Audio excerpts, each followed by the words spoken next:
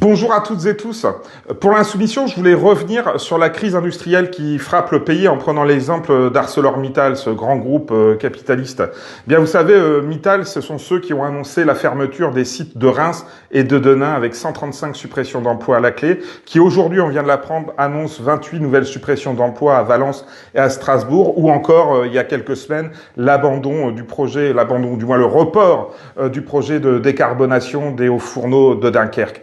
Vous savez, cette entreprise, elle est symptomatique de la crise industrielle que traverse le pays et l'Europe, alors que Mittal a engrangé et engrange des milliards d'euros de bénéfices, que cette entreprise a bénéficié des subsides de l'État et qu'elle donne en réponse un seul grand projet qui est celui d'une casse sociale généralisée.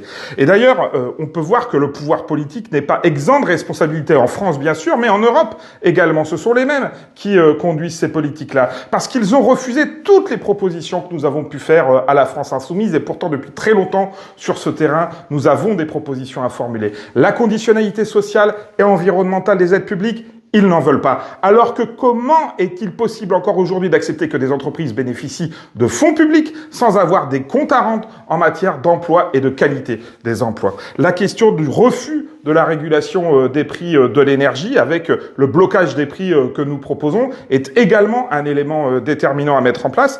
Et puis, l'absence de toute mesure de protection. Comment imaginer que nous ne puissions pas parler des droits de douane, que nous ne puissions pas parler des mesures de protection commerciale, alors que la Chine, le Brésil ou l'Inde affluent sur les marchés français et européens? Il y a urgence à prendre ces mesures de protection pour protéger les travailleurs, les travailleuses et la filière de l'industrie de la sidérurgie dans le pays, qui est une filière essentielle. Alors soyez sûrs qu'avec la France insoumise autour de ces revendications, eh bien de la France à l'Europe, nous portons le combat et on va continuer parce qu'à la fin, nous ne laisserons personne sur le carreau.